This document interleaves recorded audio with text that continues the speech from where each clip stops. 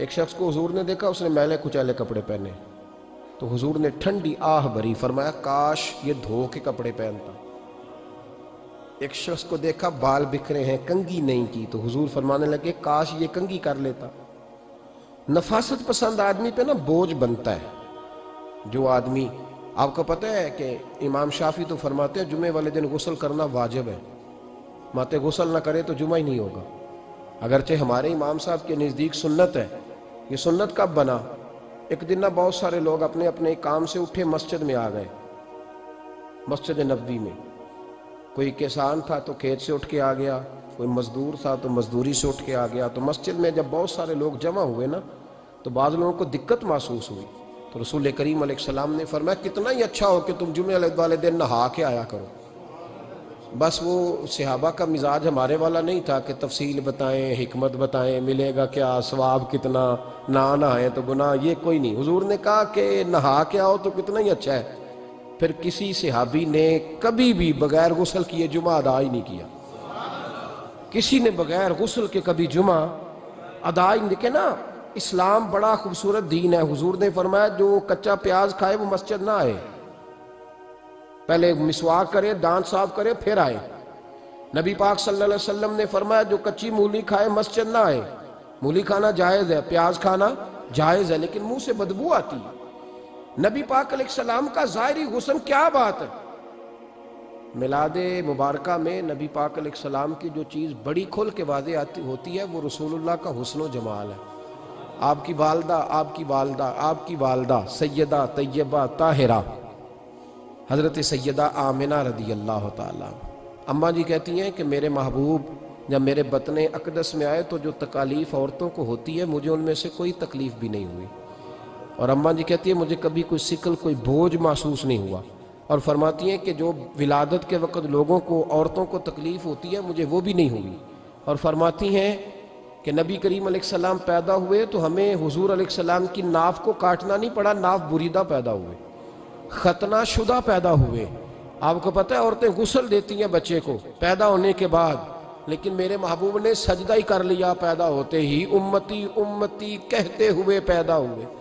حق نے فرمایا کہ بخشا الصلاۃ والسلام، اور پہلے سجدے پر روز ازل سے درود۔ میرے امام فاضل بریلوی کا جو انداز تکلم ہے نا، اس کی بھی حد ہی کوئی نہیں، کوئی حد ہی نہیں، کہاں تک ان کی محبت جاتی۔ کہنے لگے پہلے سجدے پہ روز ازل سے درود، یادگاری یہ امت پہ لاکھوں سلام، یادگاری یہ امت پہ لاکھوں سلام۔ بتائیے بغیر وضو کے، بغیر غسل کے سجدہ ہو جاتا ہے؟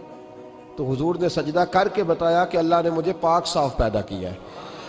نبی پاک صلی اللہ علیہ وسلم کی والدہ نے جب یہ باتیں ارشاد فرمائیں تو لوگوں نے پوچھا ان سے کہ اماں جی پھر آپ ایک جملے میں بتائیں کہ ماجرا سارا کیا تھا، آخر ایک ولادت تو ہوئی نا، آپ کے وجود اطہر سے ایک بچہ تو نکلا، تو یہ کیا تھا؟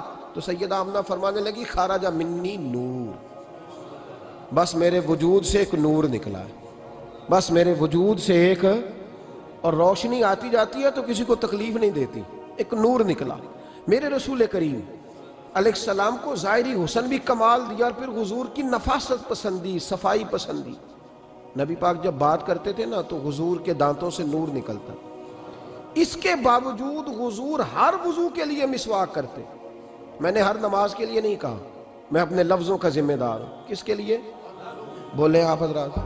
ہر وضو کے لیے، یعنی اگر نبی پاک نے وضو نماز کے لیے کیا تب بھی مسواک کی، اور اگر قرآن شریف کی تلاوت کے لیے کیا تو پھر بھی مسواک کی، کسی اور موقع کے لیے وضو فرمایا تو پھر بھی مسواک کی۔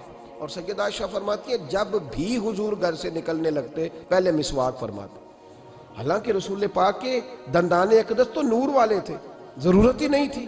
ہماری تعلیم کے لیے نفاست پسندی۔ ایک بات میں نے شروع کرنی ہے پر آپ نے ناراض نہیں ہونا، پہلے وعدہ کر لیں، جڑے نہیں بولے انہوں نے کی ارادہ ہو جانا ہے، چلو ہو جائے، کوئی گل نہیں، خیر ہے، ہو جائیں آپ ناراض۔ نبی پاک نے بڑی مونچھیں نہیں پسند کی، حضور کو اچھی نہیں لگتی تھی۔ ایک بات پوچھتا ہوں آپ سے، یہ درد دل ہے میرا اور صرف سمجھانے کے لیے عرض کر رہا ہوں، کوئی تنقید نہیں، اللہ تعالیٰ مجھے نیت کا وضو عطا کرے۔ ایک بات بتانا، اگر بہو کھانا پکا کے لائے اور سالن سے بال نکل آئے تو پھر اس کا کیا حال ہوتا ہے؟ کئی تو بوڑھے پلیٹ اٹھا کے دیوار میں مارتے ہیں، ایسا ہی ہوتا ہے نا بھئی یہ کیا ہے؟ اور اگر کبھی روٹی سے نکل آئے تو بیوی صاحبہ کا کیا حال ہوتا ہے؟ یہ کوئی طریقہ ہے کھانا پکانے کا؟ اور اللہ تعالیٰ معاف کرے، اگر کبھی ہوٹل میں چلے جائیں امیر لوگ 15,000 کا ڈنر کرنے، تو وہاں کسی سالن کی پلیٹ سے بال نکل آئے تو پھر تو پیسے کیا دینے ہیں، پھر تو ان کو اور جرمانہ ہو جاتا ہے۔ یہ تو سارے بال نکل آئے تو مشکل، اور ویسے بھی جو نفاست ہے نا طبیعت کی، اس پر بوجھ بنتا ہے، بال کھانے میں ہو آٹے میں ہو تو بوجھ بنتا ہے۔ تو بڑی مونچھوں والا دوست بھائی بزرگ جب پانی پیے گا تو بال پانی میں جائیں گے کہ نہیں جائیں گے؟ حکیم اور ڈاکٹر کہتے ہیں کہ کینسر کے مرض کا خطرہ ہے۔ اب باقی بھی راضی نہ ہوں، حضور نے بڑی مونچھیں بھی پسند نہیں کی اور چھوٹی داڑھی بھی پسند نہیں کی۔ حضور نے فرمایا داڑھیاں بڑھاؤ، مونچھوں کو پست کرو، مشرکین کی مخالفت کرو۔ اور ایک مقام پہ رسول پاک علیہ السلام نے یہاں تک فرمایا کہ جو مونچھیں پست نہیں کرتا وہ ہم میں سے ہے ہی نہیں۔ اتنے سخت لفظ۔ ایک صحابی تھے، آپ یقین کریں نا، کئی دفعہ دوستوں کو کہنا پڑتا ہے، اور کئی دفعہ نا مجھے محسوس ہوتا ہے کہ یار ہم روز ہی کہتے ہیں، لیکن کہتے پتہ کیوں ہے کہ بوجھ بنتا ہے وہ بندہ جو اس طرح کی تباہ کے ساتھ آتا ہے، جو حضور نے پسند نہیں کیا۔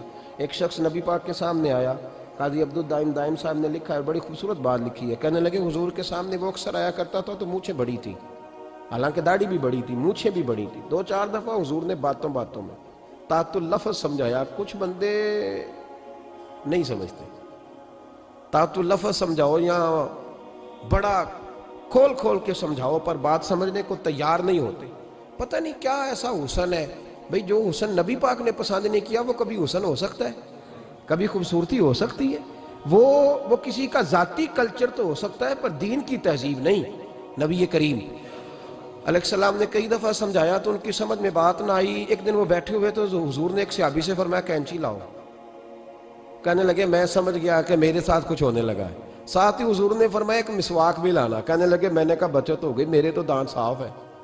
تو یہ شاید اس کی بات ہونے لگی ہے جس کے دانت بھی ٹھیک نہیں۔ دونوں چیزیں جب آ گئی نا تو حضور اٹھے اور نبی پاک نے مسواک ان کے ہونٹوں پہ رکھی، اسی سے آبی کی ہونٹوں کے اوپر مسواک رکھ کے تو اوپر سے حضور نے مونچھیں کاٹ لی۔